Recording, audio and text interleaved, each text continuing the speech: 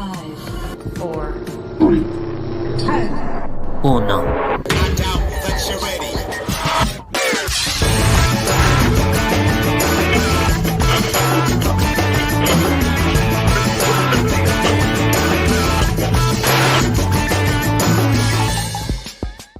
¿Qué tal, mi gente? It's Paulie. It's the Latino Slant. It's a special show that we have for you guys tonight, this evening. Oh my. Oh my. Oh my. I hope everyone is doing well. First of all, take this link, share it, smash the like, rub it down. Whoa, no.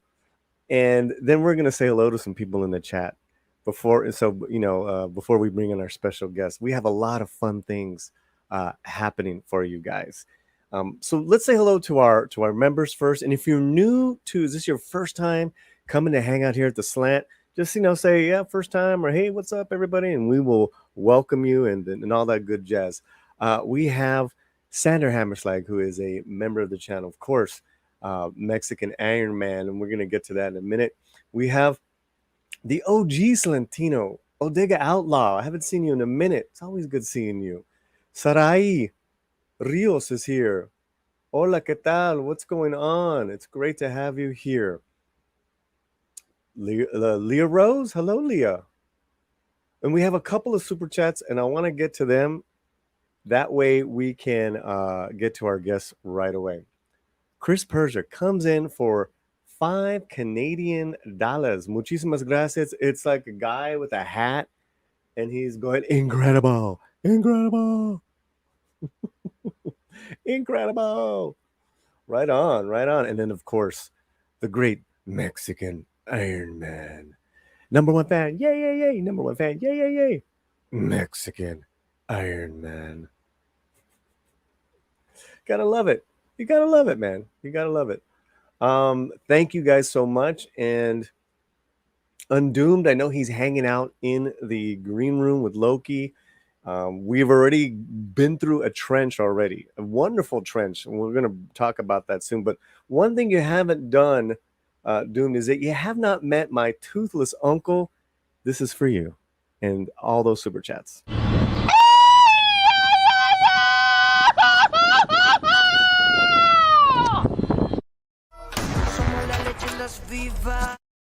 And let's get a little dance in.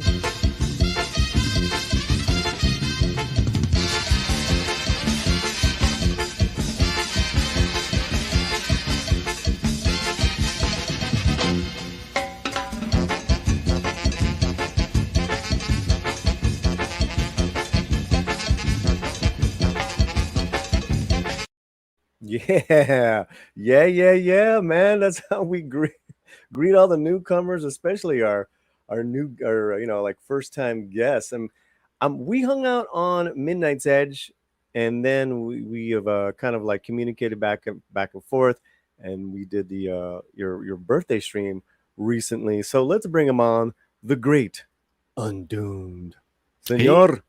Hey, how you doing? I'm a little bit on cloud nine. Yourself? Oh yeah. It's been a good day. Been a good day, man. You cleared your day just for this, and I really appreciate it. Yeah, it's not often you get to talk to one of your heroes. That's kind of weird, isn't it? Yeah. And it didn't. And they say don't meet your heroes, but in this case, oh yeah. I mean, he was such a nice, pleasant guy to talk to. Yeah, man. Well, thank you for being on our live stream for the first time, and it's an honor to meet such a straight shooter. It was very clever, I must say, in your videos. We want some newer videos, sir. Yeah. Yeah. But anyways, we're glad you're here, sir. Thank you. Thanks for having me. And now let's bring on the man who shoots it straight and raw every morning, Monday through Friday. The great Stone Loki. Thank you, Paul. Man, it has been such a crazy day. Yeah. It's not every day you get to talk to a hero that actually is a hero. guys. You know what Paulie said, you know, never meet your heroes. I've experienced that, but I can now say I've got to experience the opposite of that, and getting to hang out with Undoomed. I've never got to stream with Undoomed before, never got to talk to him, hang out with him. This is great, and it's always a good day hanging out with Paulie on the Latino Slant. So thank you so much for including me in this. Of course, man. Hey, you helped build the slant. You kidding me? We've had it. So, okay. Here's what we've done today, guys. We're going to talk about this film, and it is from 1983, even though it was made 2 years before? Right, or 82, I think. Something. You're right. Yeah, you're right. A very low budget, but just superior story in the Ballad of Gregorio Cortez. Under $2 million. Under $2 million. They made this movie for less than $2 million. Yeah. I mean, we'll say this about modern Hollywood. I think every budget now should just be $2 million. And y'all got to go and use your fucking creativity and your imagination and get out there and give me a great movie. Yes. Yes. I mean, $2 million, and they've created, and Robert M. Young back in the 80s and Eddie Olmos created a masterpiece. Yeah. And so, it was just going to be like, let's, hey, see the film. We'll talk about it. I had an idea. I'm like, we had a good exchange last year, Midnight's Edge, with Eddie Olmos in his office. Let me email him. You never know. When do you want Mr. Olmos there? I was like, what? What? Yeah, that's awesome. And what happened was that it was going to be 11 a.m. and then he moved it to 1. So we were basically at Mr. Olmos's schedule. I was totally fine with that, guys. Totally fine with that. Oh yeah. So, but before we go to the interview, the actual interview, and it has processed, so we can play it. Yay. Let's talk about this movie. Deciding the replicants in Blade Runner, right? You're thinking of Will Sanderson, and Will Sanderson. Right. This was his boss. This was Decker's boss in Blade Runner. That was his boss. That was the cop, wasn't it? No. But they look alike. I don't think that actor was in. No, but Sanderson is definitely in this. But Sanderson is the buddy, is the guy that like kind of befriends him, and Yeah, when they have a dinner. moment. That was a nice scene. There we go. Yeah, a very young Will Sanderson. I missed it. And toggle's tough. But so there's a lot of character actors that you're gonna recognize in this film. very real, right? It's got none of the bravado and typical Western cliches that you would see in a normal Western movie. It's really falls into place with how we've heard almost not wanting Battlestar Galactica to be over the top or have any ray guns and stuff like that. And you can see that he probably had something similar going on here. I don't want any cowboys and Indians and all the weird tropes from Western movies. So he made it a really down-to-earth story. And of course, it's based on a real story, but there's obviously some artistic license being taken, and they took it in the opposite direction to keep it real. And I appreciate that. Loki.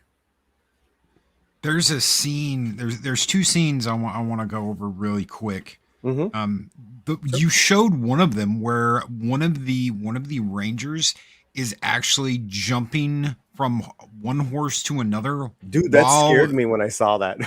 While it's galloping. Yes. The reason why they're doing this is when they run a horse out. Right. They've got another horse there that hasn't had to carry a person on its back, and they can just jump over that other horse and keep going after their target. The second scene which I mean, it's one of those brilliant scenes that you kind of got to go, okay, wait a minute, what just happened? Is the scene where they run into the first Hispanic. That's it. And you're like, wait a minute, what are they going to do with the rope? They're going to hang him because he didn't know anything. Right. That's where you're at, is they're going to hang him because the guy didn't know anything.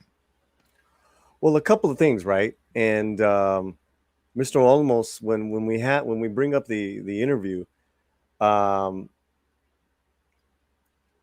he brought up that over 600 Mexicans were killed at the hands of the Rangers while they were hunting for this guy. Right. That is just I did not know that. I just can't comprehend that. Yeah, that's unthinkable. And you mentioned that, Loki. What shocked me in the film was that they also hung his nephew for a little while. Yeah. I mean, like to get answers out, they were like, it was like, what the fuck? Oh my God. These guys it was brutal. Is a different era, different time, definitely. So yeah, where you're hung for not knowing anything. Yeah. And of course, okay, so for me, I forgot how emotional this was. It's the acting, like you said, Undoomed. It's so real. Yeah. But he, he was just defending him and his family, and he sees his brother being shot in cold blood for what he thinks is no reason. I mean, it was. Yeah, and I mean, go ahead. I don't know how you're going to handle spoilers and everything. No, it's total spoilers, guys. It's all good. All right. So I mean, the reason for this happening is so crazy. It's just one word, the wrong gender on one word that fucks everything up and leads to all this. Yeah. So that's the only thing. That's a misunderstanding of the difference between what was it, a mare and a stud, or yewa. So there's the word that was misunderstood, right? Is the sheriff comes, asks, did you recently trade a horse? And he says, so it's translated really shittily, right? But he said a horse, no, but a female horse, like a caballo. Yeah, no. because that's different in Spanish. Yeah, well, they differentiate. Un caballo, no, pero un yegua, sí. And that got lost in translation, and it cost lives. And that's what happened. And that led to Gregorio Cortez being chased. And he didn't have a gang. It was just him. It was just him. Okay. Yeah, I guess it would be like if you were to try to explain it in English, it would be like the difference between a cow and an ox. If somebody asked you, did you sell an ox, but you actually sold a cow, you'd be like, no, I didn't sell an ox. That's the whole misunderstanding. And the translator was being kind of a prick too. Oh, he was. If there was a guy that you just didn't like, it was him. Like in the movie, like if there was like anyone representing like evil gringo, it was him. he was awful, man. He was like, he was ready to hang people. This guy right there. What a great actor he is. God. Yeah. Really, really well done, all these actors. I mean, I don't think there was an unauthentic moment in this whole film for me. Well, look at the way it was filmed, Paulie. Look at when it was filmed. Everything about this movie is real.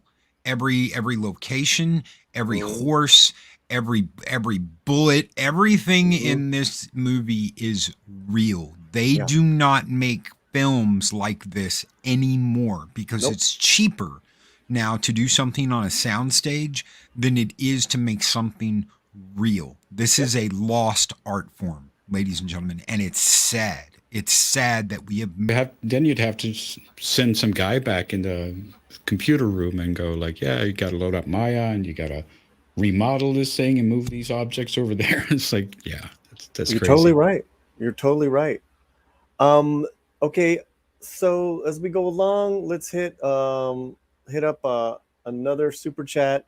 Cheryl Lee, her first time here. Earlier today, she sent us a $10 super thanks. And here's a sticker. Thank you. Oh, Shelly Lee. Thank you, Shelly Lee, so much. That's very kind of you. And a another let's take care of it. Bruce Lee Kung Fu, under 2 million. He's like slapping his head there. This is a filmmaker, guys, and Bruce Lee Kung Fu. I want to try to get him on one of our shows, but his breakout role was in Desperado. So Bruce Lee Kung Fu, we're happy you're here. Very cool. Very cool. Nice. Did I miss? Is that the cousin that's fighting in the pit that That's gets him. his leg? Oh, dude, I loved you in that movie. Hell yes. Good to see you, brother. That's him. And yeah, I'll do a follow up, Rob. But it's just good to see you checking out the show. And he knows 2 million for him would just be like a treasure. 2 million to any independent, real independent filmmakers, a lot of money, man. You can do a lot with that. Sure. Okay. So, and then I just want to say hello to Shanatsky, to Deleted Scenes, to Daryl the Derelict, Undoomed. These members of the channel help pay the rent, man. Literally. And Of course. much thanks to all the members. Well, guys, I don't know about you, but I think it's time to show a little Eddie Olmos. What do you guys think? Sure. Oh, yeah. Okay, so everyone in the chat, here's what happened.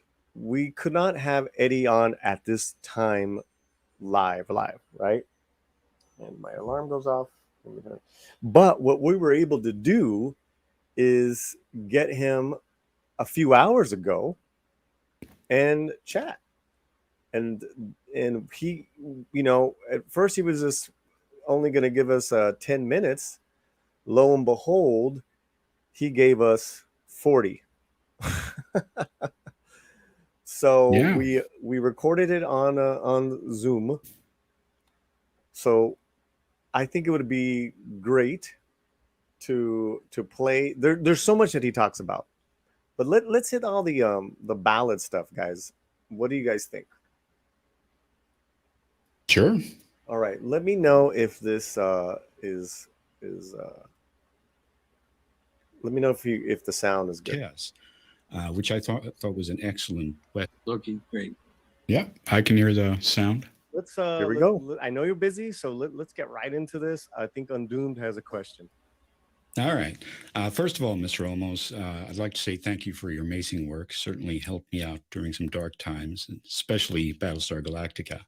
I would like to ask you a little bit about the Ballad of Gregorio Cortez, which I thought was an excellent Western. I'm fascinated by the music. It has sort of a John Carpenter style synth score integrated, and I love that. And I noticed you have writing credits for the music along with another person. So I would just like to ask you, who did what, and how did you come to integrate this sort of John Carpenter style synth score into a Western? Because I thought that was a brilliant and unique choice.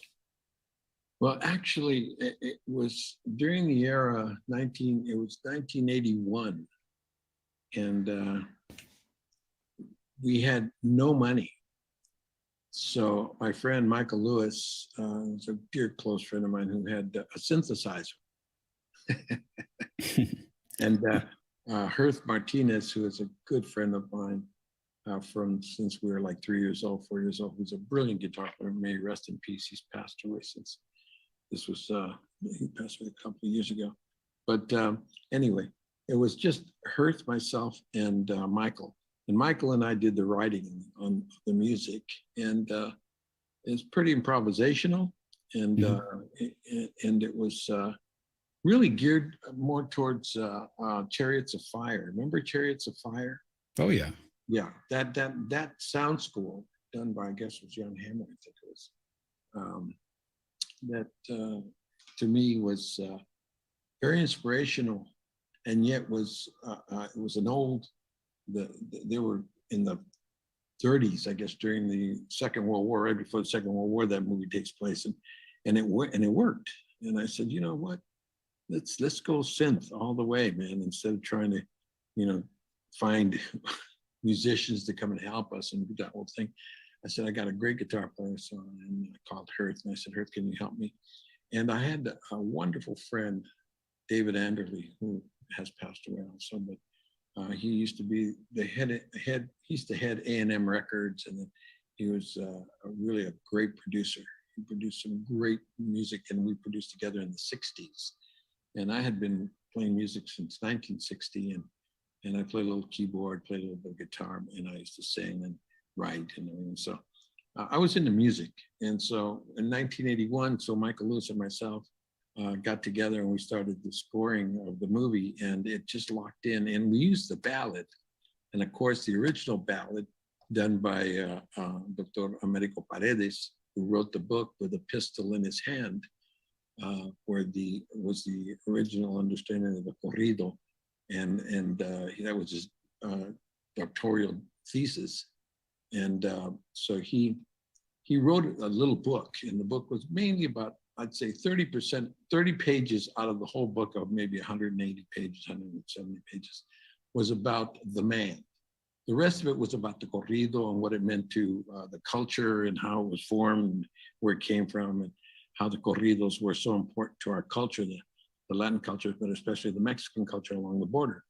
And so that being said, I asked him if we could use his rendition of it. So that's the one you hit at the very beginning of the movie, and at the end of the movie, it's his rendition. And then we got into it and started, using the chord changes and using the situation to some melodies from there, and started to augment them and use them throughout the piece itself, and connected it with the driving sound of synthesized sound.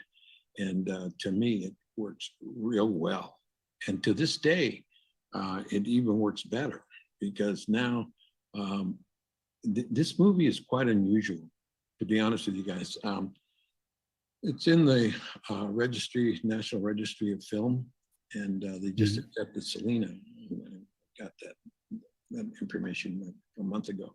And but right now the ballad is in there, and it is been hailed by the United States Historical Society, which really controls all of the facts of our history as a people in the United States of America. The United States Historical Society proclaimed it to be, this movie proclaimed it to be the most authentic Western ever made. And they said that it's the only dramatic piece of film, or else fictional film, it's a drama, that they would consider to be documented fact.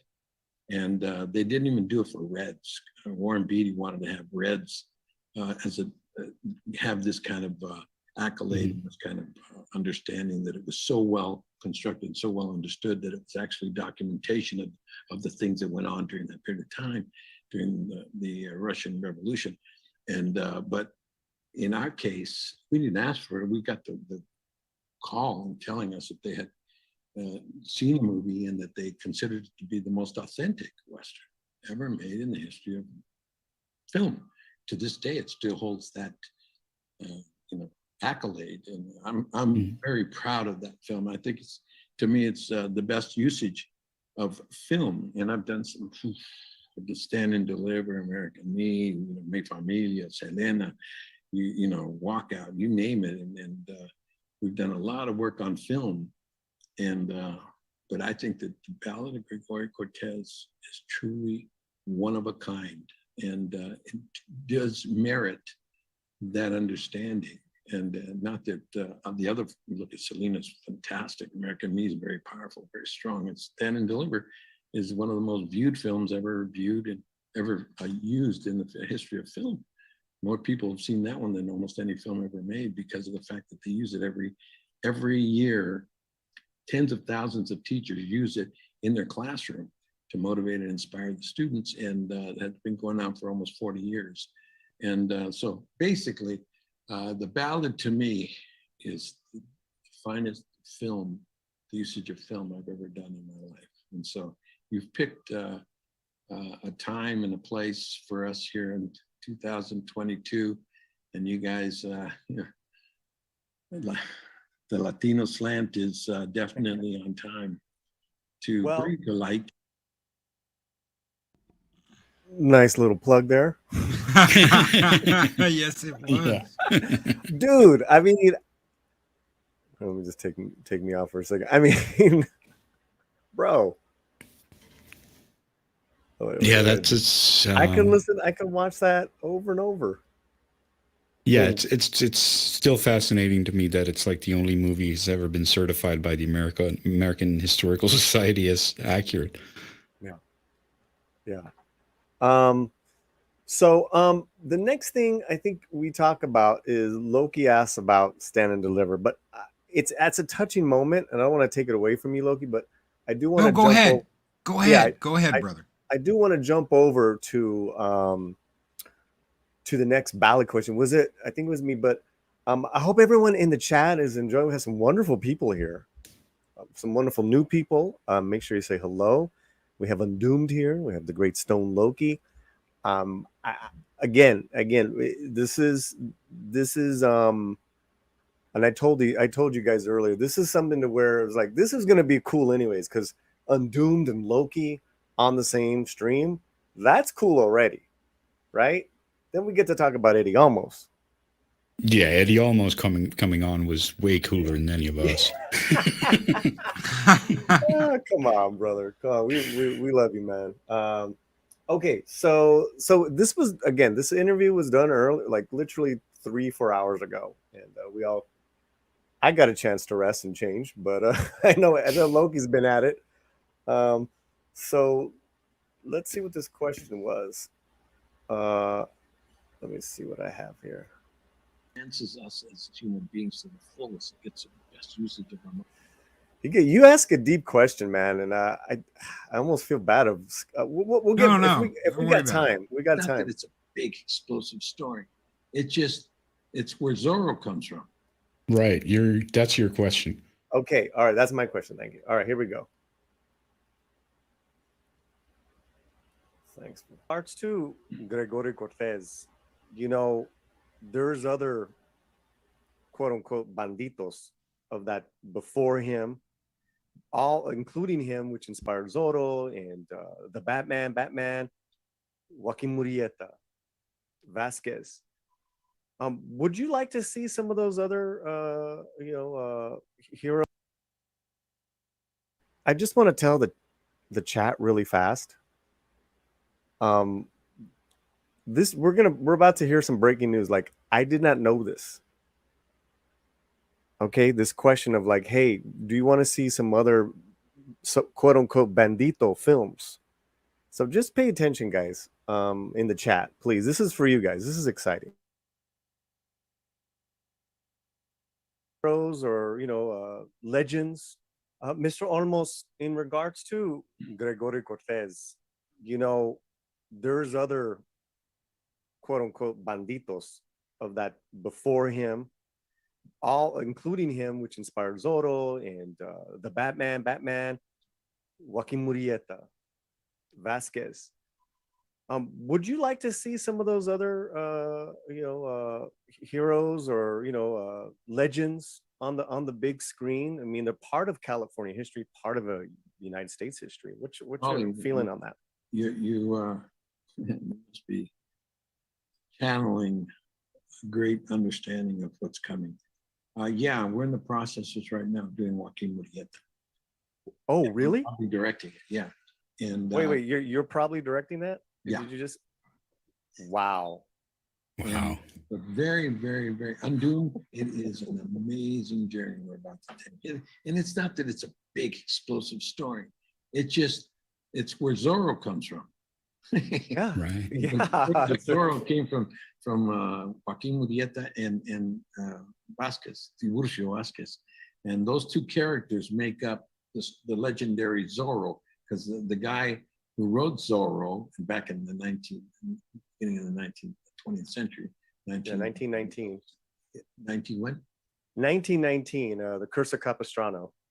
It's when Zorro that was written. That's when it came out. Was 1919 or 1920? It was published. Yeah, 1919. Yeah, that's right. Yeah, you got it. I thought it was early in 1906, 1907, but it's cool. 1919. Right. Because I'm just trying to add up. It was up there. Yeah, because basically the story of Joaquin Murrieta is going to be something that will be people will be very happy that we did it. And we're going to do it with the same flavor that we got in the Ballad of Cortez, with the same aesthetic. And Nice. Yeah, it won't be a blockbuster at the beginning, but hopefully, because it'll be streaming. So I think people will start to learn about it and get to see it. Millions of people see it because it'll be streaming on one of the streamers. I don't know which one we're going to use yet, but I have no idea when I asked this question. I know. You took it because you're hopefully wishing that we would make more movies like that. I've been trying to do Tiburcio Vasquez since 1979 when I did Bandido for Luis Valdez up in Teatro Campesino. I created Tiburcio Vasquez on stage. Oh, you did? Yeah. Okay. I thought that was A. Martinez. A. Martinez did it at the PBS or something. No, he did it. They eventually did it. Right. He did it originally on stage at the Mark Taper. I created the role at the Teatro Campesino. Gotcha. And after I created it, I went off and I was doing other work, and then he got A. Martinez to play him on the stage, and then went on to complete and do the rest of it again. But this Joaquin Murrieta is a little different. It's a sad, tragic story, and a true story. And he's a true bandido. With Gregorio Cortez, he wasn't a bandido. Right. Cortez was mistaken. Correct.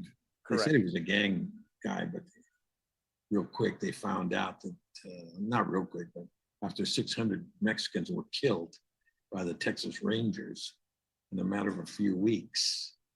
Okay, that's really tragic. We didn't emphasize that understanding. We just knew that we showed that they were just killing randomly. Yeah. Mexicans everywhere. Yeah, that was not. Yeah, that was. I'm sorry. The storytelling was done very well. I think if that was made today, I think it would have been like just a little hammered too much, heavy-handed. Maybe. Depends on who's making it. That's true, sir. You're absolutely right. But either way, it did happen. Yeah, it did. It's a true story. And Stand and Deliver and Selena. Right. American Me. If you have a couple of more minutes, we'd love to ask a couple more questions. If that's okay with you. In Undoomed. All right. How you guys doing? We're getting a Joaquin Murrieta movie. Okay. How you guys doing? Undoomed and Loki. Just now you did the work, right? You guys did a fantastic job talking to Mr. Olmos. What's it like right now just watching this? Yeah, it's really cool. He's such a great orator, and you can just set him off, and he will just talk about all these interesting things. Mm-hmm. It's quite a gift of the gab he has. I absolutely agree. I'm still flying high. I've been doing cartwheels all day, jumping through all kinds of stuff, but it has been totally worth it because this is one of those once in a lifetime things. Paulie, for you, it's two. Crap, you've gotten to do this twice, my man. But to me, this is a once in a lifetime opportunity. It's right up there. Getting to talk to Timothy Zahn. I was just going to say that. I'm jealous of your Timothy Zahn interview. Yeah, man. And I just got to meet him again. I've gotten to meet him in person 2 or 3 times. I've never got to meet Edward James Olmos. There was a convention I was going to go to that I didn't get to. This was pre-COVID. And the whole point of going was just to see him. And something happened and he canceled. And I was like, okay, I'm not going. I'm not going. He was the whole reason I was going. And Right. so I haven't had that opportunity yet, but this to me is on the exact same level. And we got to talk to him for a long time. We got to talk to him for almost Yeah, I an mean, hour.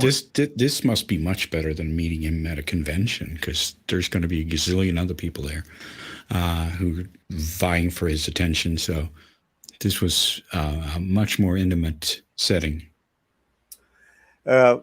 Great perceptions from you guys, insights from you guys. It makes what we're doing very special. This is live. We did pre-record the interview about 3 or 4 hours ago, just because Mr. Olmos' schedule. But another all-star is here in the chat. My mom, K-Pop Corn, for $5. Just a quick hello, all. Great job, Paul. Thanks, Mom. Hey, Mom. Hey, Mom. Hola, mamacita, Latino Slant. Everyone say hello to Mama Slant. She's doing great. She's doing great. Thank you so much for. I'm glad you liked it. Yeah, it was good. It's been a good interview so far. So yeah, I'm gonna clip that later, because that is a really big announcement that a Joaquin Murrieta film is going to be done. I mean, I think Andre is going to flip out from Midnight's Edge. Right.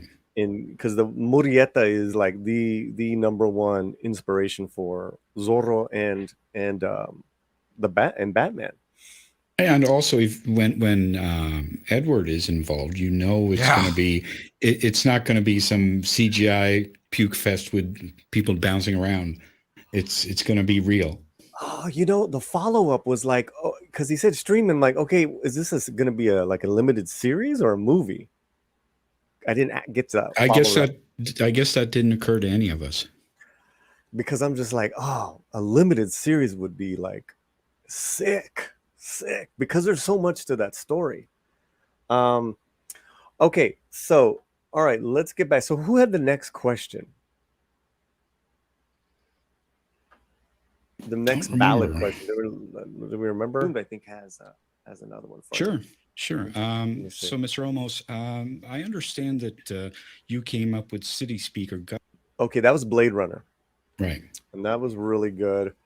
Next one was I asked about Battlestar after that. You asked about Battlestar. I said, what was that? I said, I don't know. Let's go right to the end here. Loki. You very rarely today do you have. Okay, that was Battlestar. Okay, I think it's right here, and I added some footage to what he's talking about. Yeah. Here we go. And there was nothing like it. There were. So I guess you guys didn't ask any ballad. Well, no, Undoomed did at the beginning. All right, there we go. Woven, and so you said 10 minutes. No, like it's you guys. No, I know. Harold, you guys were great, dude. You guys were great. Why wasn't there subtitles? And I know Loki and Undoomed, they got the gist of what was going on, but I'm just curious. Well, the gist is what was needed. You didn't have to understand everything, just like what happened to Gregorio Cortez, until you see the story. You don't realize that it's a misunderstanding of one word that causes the largest manhunt in the history of Texas up to that point in time. It was 1901, and there was nothing like it. They were using telephones. They were using the railroads. They were using modern technology. And these people who didn't speak Spanish were placed in the same position as our characters who didn't speak Spanish. And so they had to see the end of the story in order to really understand the full meaning of the movie. So when they get to the end and they see, Carlota comes into played by Rosanna De Soto, she comes in and she translates to him and says, he wants to know if that's the reason that his brother's dead. And then the guy says, yeah, just tell them, they misunderstood the difference between yewa. And then she says in Spanish, he died because they didn't understand the difference between Yewa and Caballo. And killed Cortez, killed him. Just that reality is. And everybody at that moment knows and understands the story. And that way, you that knew both languages knew all along what the trouble was. And so bilingual people were way ahead of the ballgame from the beginning. They understood exactly what was going on. And it was sad because you wrote it a different way than the people who were monolinguistic, whether just all Spanish or all English. Because people saw the movie in Spanish that only knew Spanish, saw it that way. And they understood, the little that they got. But then when they got to that point of understanding inside the cell, what Gregorio Cortez understood, it's mind-boggling. It was so sad. I mean, come on, they killed over 600 Mexicans. Jesus, come on, they thought we were chasing a gang. It was one person, one guy on horseback to myself. And I walked up and I put the bit right into her mouth and then stood her up, and my director, got the shot of me jumping on board and riding off. And then he says, "Oh man, I was hoping," because in reality he fought the horse. He jumped up on the horse and held on the horse and got it to calm down and tame down. But my director was looking for that scene. I was hoping I didn't have to do that scene, because I don't know if you've ever tried to wrangle a horse, a loose horse. It's really difficult, really, really difficult, especially if they get spooked. And, I didn't know the horse that well. So, but the horse went down and just like God sent it, and then came back and I said, "Bobby, you've just been touched by the Lord." You were given a gift. When you see it and you play it back, people are going to wonder, how in the world did you get the horse to go down like that? Right. That's a great scene. It's a great, very.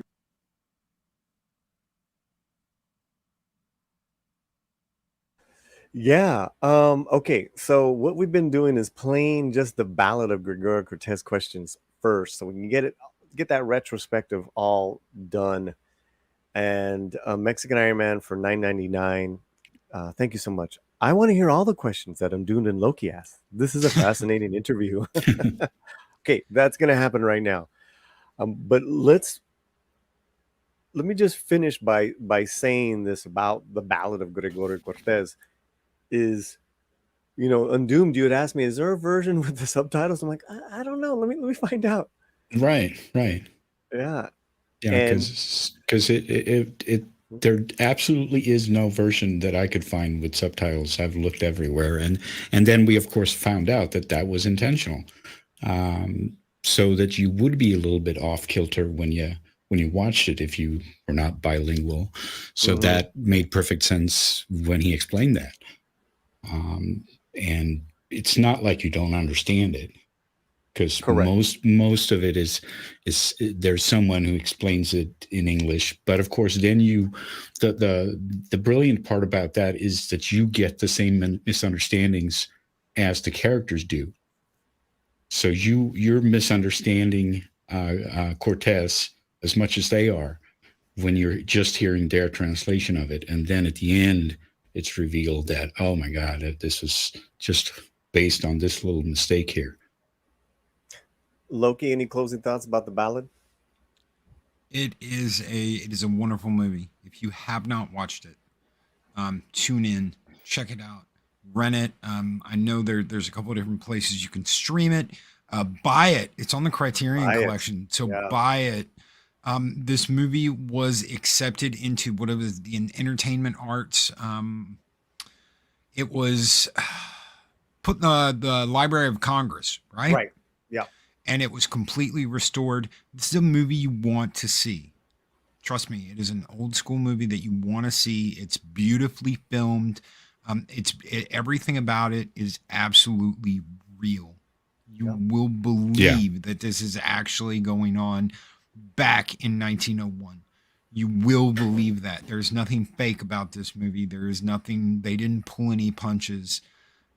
And speaking of pulling punches, Paulie told us we'd have 10 minutes with Edward James Olmos. I was up all night thinking exactly how I was going to phrase the question that I would get to ask. I was up all night. I laid in bed till like Yeah. 1:30 in the morning thinking, how am I going to phrase this question? Yeah. Paulie knows, Mike knows. I never do that. I just shoot from the hip. I come at it head on like a bull. That's what I do. I was worried all night long how exactly to phrase this question. And it was I an don't think I've absolute seen honor. you this. I don't think I've. This is a whole new side of you today that I've got to see, like since this morning. You know. So No, but that's, I understand that, and I was also racking my brain trying to come up with something that really let him talk about his process and not just ask some trivia question. Yes. Like, what happened when you filmed this, or why was the story like this in some Battlestar Galactica episode, or some crap like that. So I tried to keep it within his craft. Absolutely. That was my thought when I came up with the questions. And Like he said, just getting back to the ballad, like he said in the interview, like less than $2 million. I even think he said that was closer to 1.2, 1.4 or something like that. Something like that. Yeah. And he said they had 5,000 wardrobe changes and 150 horses. And like, oh my God, how did you do that? Oh, and let's talk about the cameo for one scene. Ned Beatty is in this in the movie at the end of the movie. I love the storytelling of misunderstanding, because they tell you the story in one way, which is the purview of the sheriff and the translator, the gringo, right? Mm-hmm. Then at the end, like the second part, it becomes more of a court drama, Mm-hmm. and he explains his side. Fucking Right. great, man. That's great. That was great. Yeah, it was great to get in a little court drama from turn of the century there. I love court dramas, and it's interesting to see how they did it back then. All right. Well, yeah, the movie's called The Ballad of Gregorio Cortez. It's available. And now, though, we're going to shift to. We still got a few minutes here on the live stream. We're going to shift to the questions of Battlestar Galactica and Blade Runner. How exciting was that? Let's get right to it, because Loki asks a Battlestar Galactica question.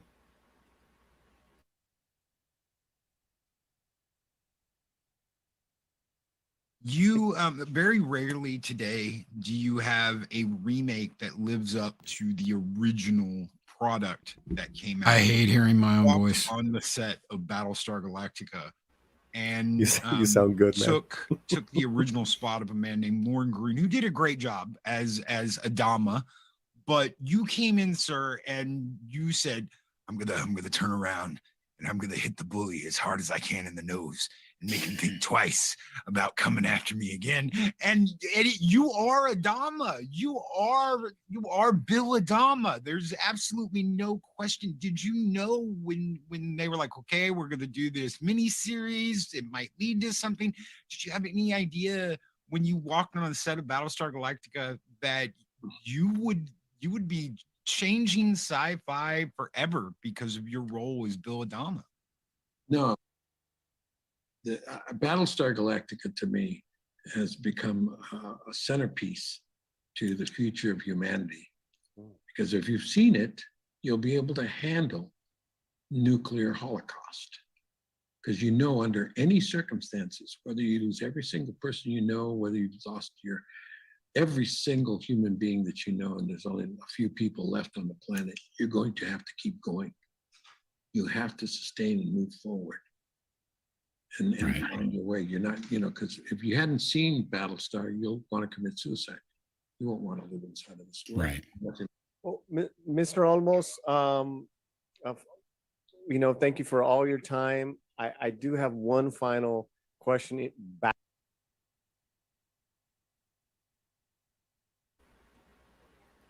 That was a quick answer. there was some technical and sound issues. So, but let's go to Blade Runner, shall we? Love to ask a couple more questions ahead, if that's go ahead. okay with you. In Undoomed, I think has another one for you. Sure, sure. So, Mr. Olmos, I understand that you came up with city speak or gutter talk in Blade Runner that your character Gaff uses. How did you go about creating a believable language like that? Did you just go out and buy a bunch of dictionaries, or did you employ a linguist, or how did that work? The year was 1980, and when they asked me to come in and talk with Ridley Scott, and you know, I did Zootsuit in 1978. February 14th of 1978, we opened on the Mark Taper stage in Los Angeles, and it was immediately an overwhelming success.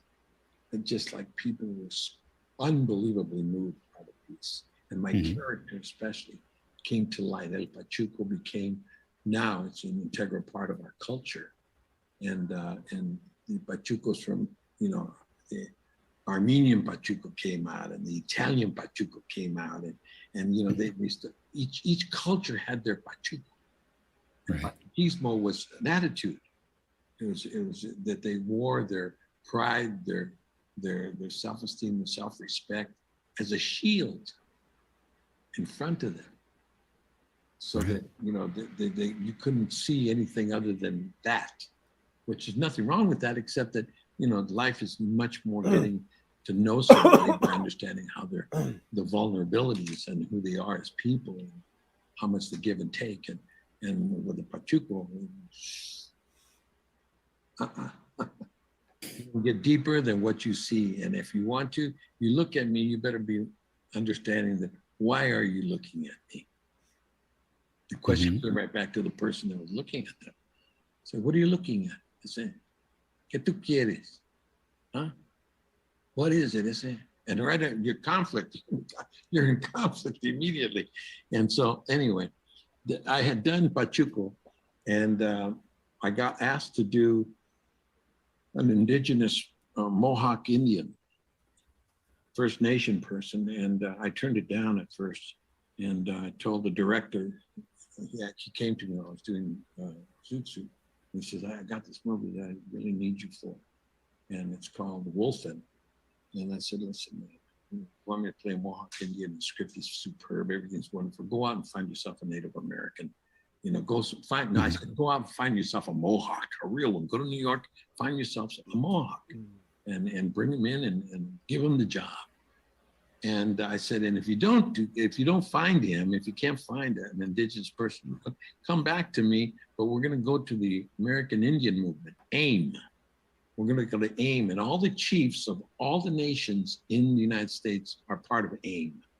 And I want you to get a meeting with them, and I want to go in front of them, and I want them to sanction me to do this role for them. Because I'm an Indian. I'm an Indian. I mean, I'm a Native American to them. I'm a Native. I'm a First Nation. I'm a Yaqui, Maya Mexica, you know, Azteca person. You know, I come from all of that indigenousness is in me, and I've been here for 40,000 years, man. So yes, I have European roots. Yes, I do, and that's the only way you become Mexican.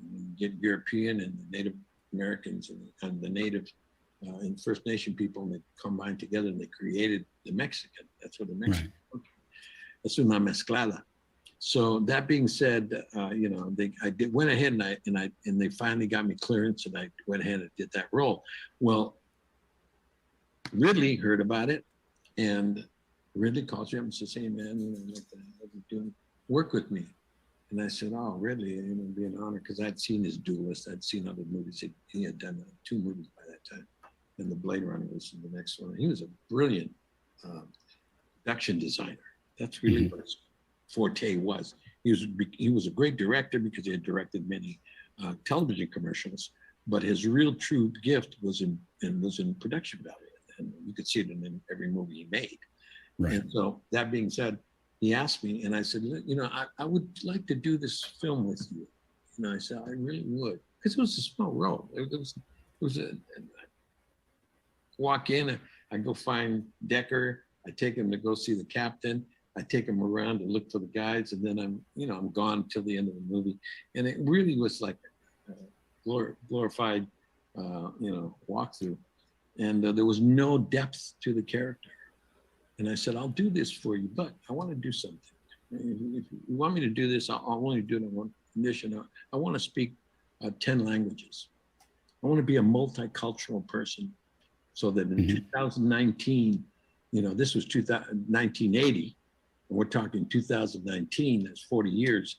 And I said, in 40 years, LA is going to look like this. It's going to be Asian, Latino, African, Caucasian, and languages up to Gazoo, indigenous, everything's going to be here. And all of the cultures are going to be like mixed together. And a police officer goes and there's a robbery in Beverly Hills, and the guys take off and they go into the Asian Koreatown. You're going to have the police officers are going to have to be pretty in tune with how to go ask questions about people that are in that looking for the robbers in Koreatown. And then they went from Koreatown to the African American section, South Central. And then from South Central, they went to East LA. And then from East LA, they went to the German sector. And so, or the Armenian sector. And so the cop has to be able to communicate with the street people.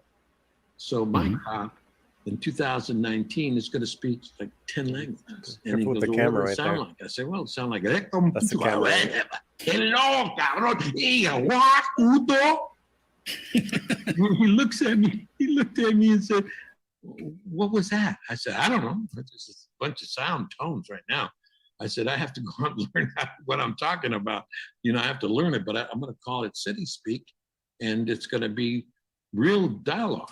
And your dialogue that you have there, me saying, but I'm going to say it like 2 words in Japanese, 3 words in Armenian, 2 words in Italian, 1 word in French, and ending in Spanish.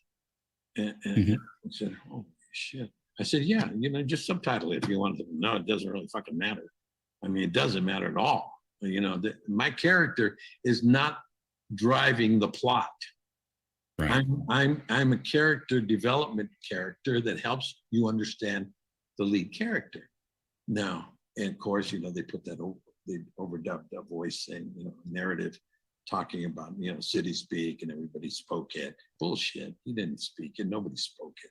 I was the only guy that could speak that language. To this day, there's a few, I've run into quite a few people since I did that role over the last 40 years that actually speak 7 languages, 6, 7 languages. And they said, it was an interesting idea that what you did, because it worked, and I know that there's some groups of people just adore me because I used their language, in the movie. And so when they heard it in their part of the world, like the Hungarians love me. Right. When I use the Hungarian words that I use with them, they just adore me. And they just think, wow, oh my God, that's fantastic. But so, yeah, I created that Undoomed. I created it, and I was grateful for one thing. I was grateful that Ridley Scott was secure enough within himself to allow growth around him.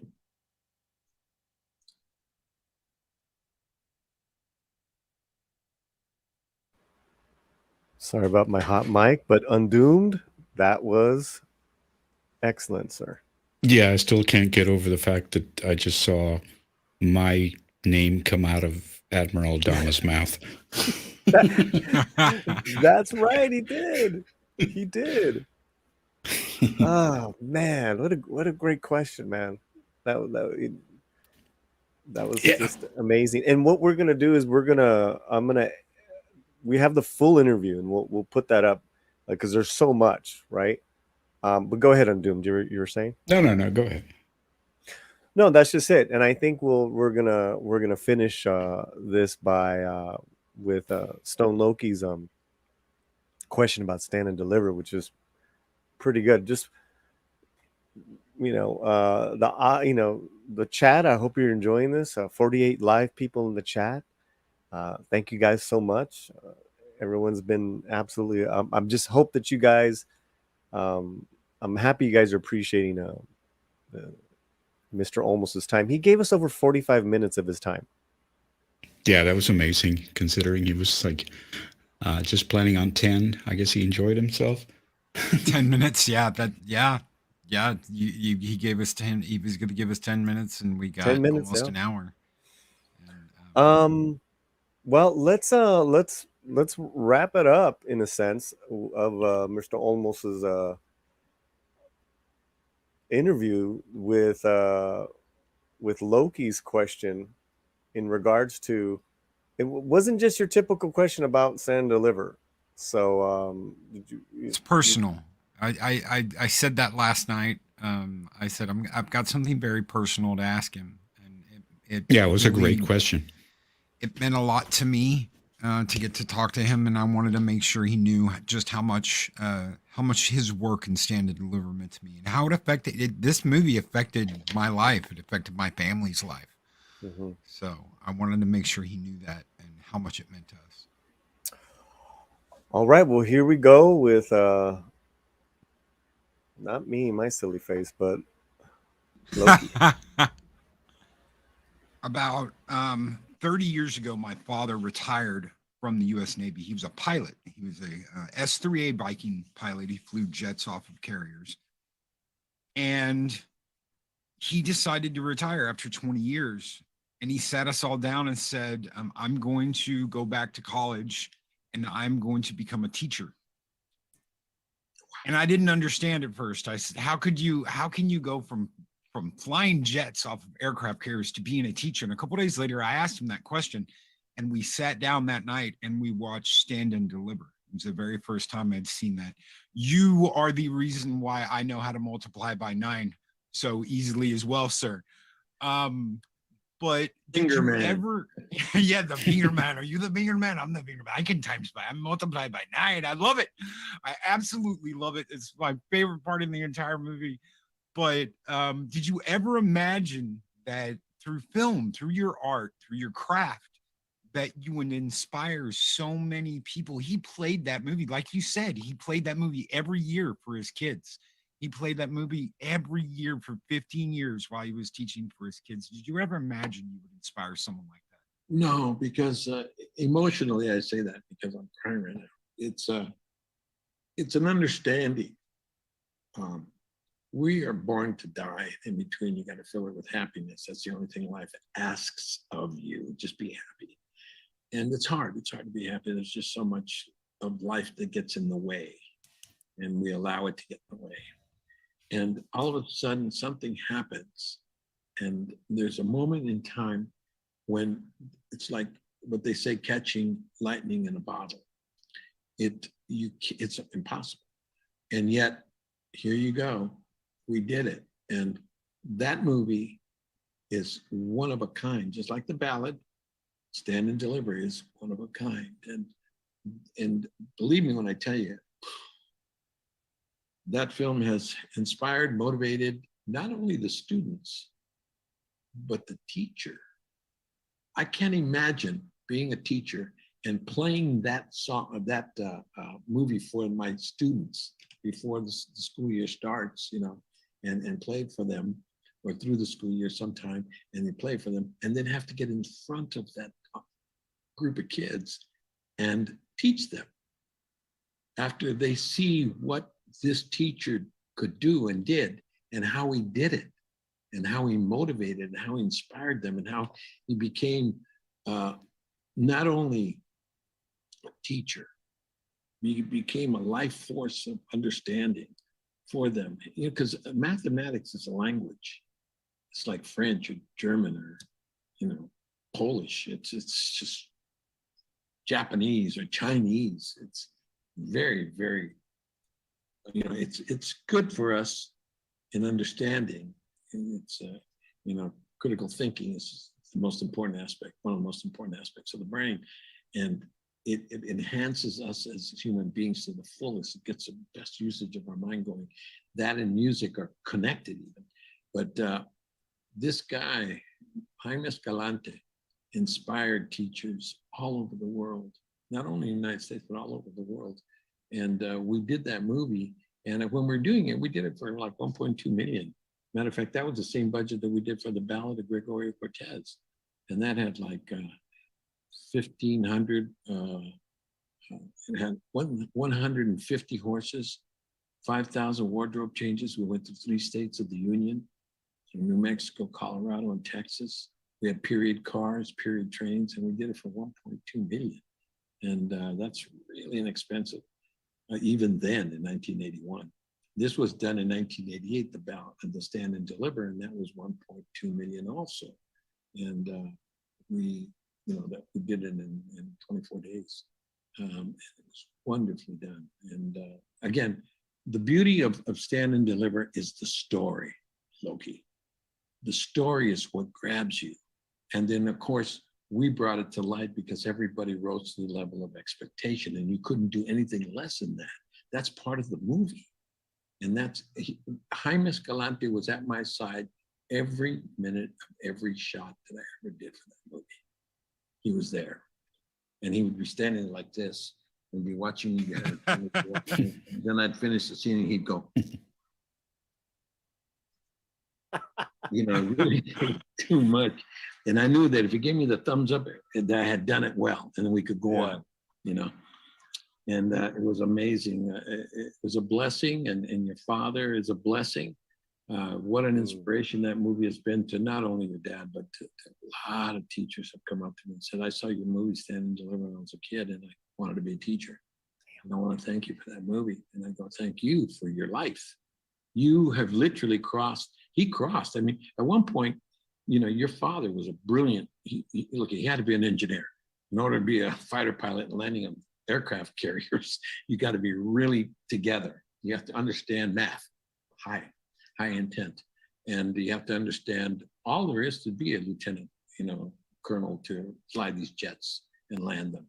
And so for him to decide, like you said, to go back to school and get his education degree so he can turn around and teach after he retired from being an Air Force pilot or naval pilot, it's like amazing. So yeah, Loki, I got to tell you, that movie inspired your father, and it's inspired many kids all over this world, and especially in this country, and especially Latinos.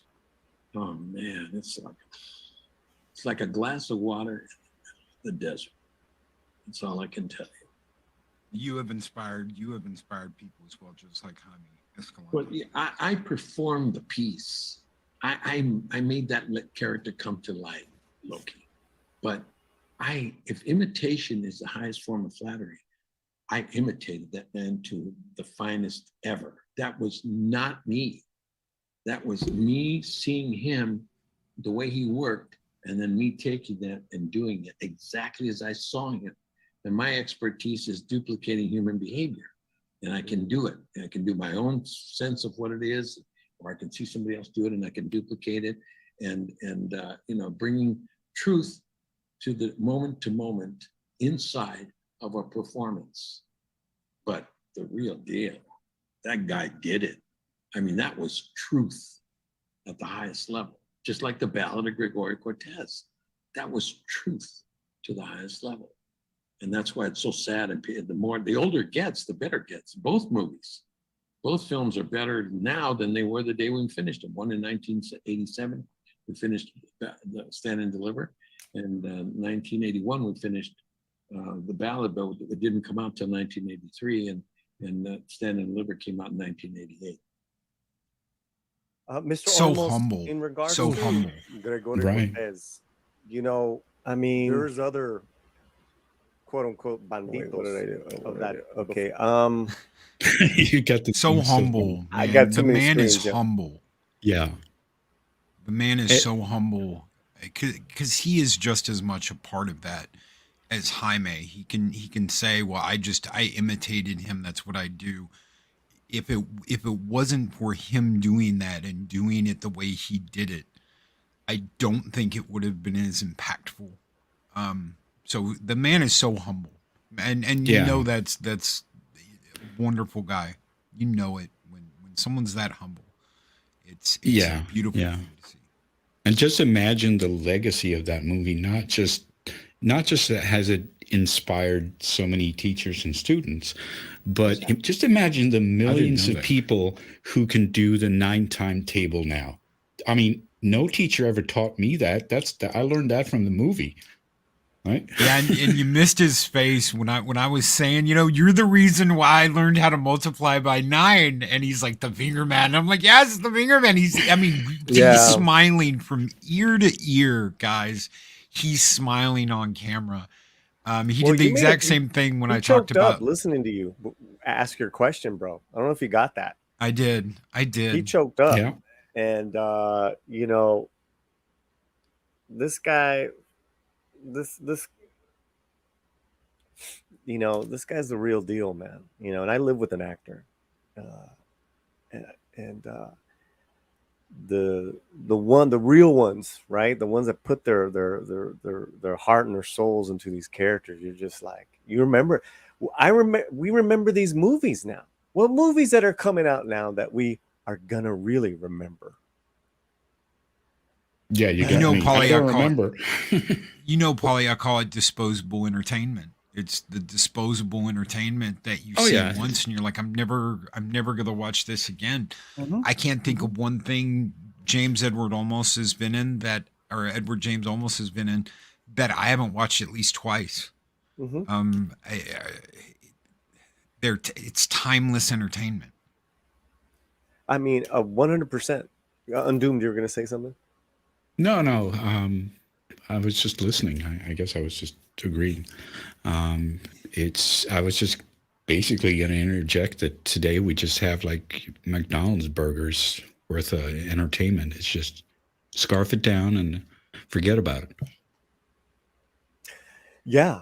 I mean, whatever we think about certain things, whether we like them or enjoy them, I can honestly say, like, I don't remember anything about these shows that I've seen lately that in the last year, whether I like enjoyed them. Well, I liked it. It was fun. It was this, but Oh, for sure. I mean, they can be remember- enjoyable, but very bland. I mean, it's like, okay, I got to watch something, and it's not terribly bad, but it's not that great either. That's pretty much what we're stuck with. So a couple of months later, you're like, I have no idea what that thing was even about.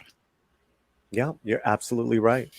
Any closing thoughts, guys, on this Eddie Olmos interview? I would love to hear that. And we have a sensational chat going on, and I thank you, everyone in the chat, for the super chats and all that good stuff. But I know we got some memberships from Mexican Iron Man. Thank you, brother. But yeah, Loki, any closing thoughts, man? What a wonderful guy. It was an absolute privilege. I'm not sure I was worthy of this privilege to actually get to sit down and talk to him. I know Paulie will scratch that because he invited me. It was an absolute privilege to get to talk to him. What a great guy. What a warm and great guy. You get the feeling of that, but you don't always know for sure. I've met a couple of people. I think the worst one was a country western star who just thought his crap didn't stink. This is not a situation like that. Paulie mentioned never meet your heroes, but this was a hero you want to meet and you want to talk to. And I'm never going to forget this. It is not just a feather in my cap. It is like bucket list level, a bucket list level event. So thank you guys so much. Undoomed. It's been awesome to get to hang out with you today. Oh, thank you, man. It's been great. To know you, and it's always a pleasure, Paulie. And Undoomed, my brother, I know the reason why I said Ballad of Gregorio is because I know you're Eddie Olmos fan in general and a Battlestar. Right. And we've been dancing around this for a while now. I'm so happy that you got to come on here. But I was like, let me just see if Mr. Olmos is available. And you know, you guys did such a great job. Thank you for your just awesome questions. I had you guys like, hey, get those questions, have them down, and then you're like, let's make sure we don't double up on questions. I'm like, yeah, that would have been embarrassing. I didn't even think of that. Let's all ask the same fucking question. Yeah, I mean, it was such a nice experience. I mean, I've met a ton of celebrities through my work, obviously, but this is completely different, and this guy is so much more genuine and warm than any of my work-related experiences. So, absolutely loved this experience. Well, obviously, you have to come back on the slant. And we look forward to whatever you do on your channel, but I always look forward now to hanging out with you on on doing stuff, man. And this is a beautiful one. Yeah, let's do it again. You should come over and we can have a stream on my channel and done. Talk some Absolutely. more. Our little channel got a little milestone Loki, here. You're invited too, of course. Yeah, absolutely. Our little channel got a milestone, 100 upvotes during a live stream. That is a first for us. Very cool. Yeah. Awesome. Very cool. You guys can follow Undoomed and Loki. We have their in the video descriptions. And I thank you all so much for being here. He does say goodbye, so I thought that would be kind of fun to finish it off with that, and then we'll play our closing credits. Sounds good, gentlemen? Absolutely. Yep. All right, let's hear from the man. In the federal courthouse ever in the history of the United States of America. Before that, they never had interpreters for any language. Wow. But whenever a person of whatever culture was being tried, they never knew what was happening. I didn't know that. Thank you so much for the Gregorio Cortez. Whatever culture was being tried, they never knew what was happening. I didn't know that. No one did. I didn't know that. I didn't know that. Nobody knew that.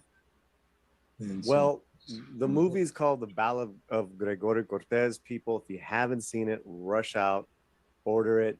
Criterion Collection. It's amazing. We're here with acting legend, writer, director, Mr. Edward James Olmos. It's been an absolute honor, sir. It's my honor. Thank you so much for the incredible ability for people to understand the culture more and more. Latino Slant, the only way. Ándale. Yeah, thank you very much. Okay, Undoomed, thank you. So say we all. So say we all. So say we all. We'll let you go, sir. We'll see you soon. Buena suerte con todo, and thanks one more time. You're welcome, Paulie. Adios. There he goes. There he is, Mr. Edward.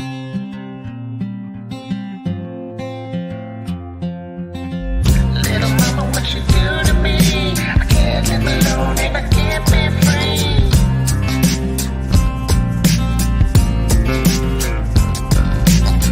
Little mama, what you do to me? Can't live in peace and harmony.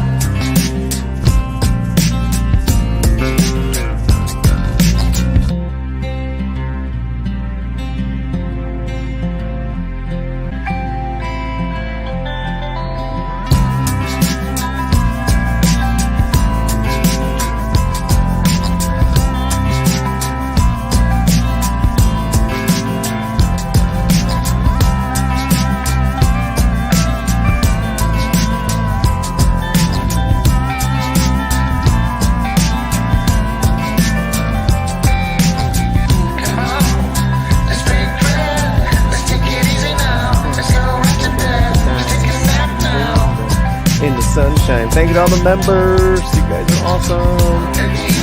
Woohoo! Yes. I will be with Chris Gore later on. Total opposite of the stream. I'm going to go see Ring of Power later on tonight. Pray for us. Pray for us. No. Much love, Undoomed. Much love, Loki. Much love, all you mofos in the chat. We'll see you. Bye.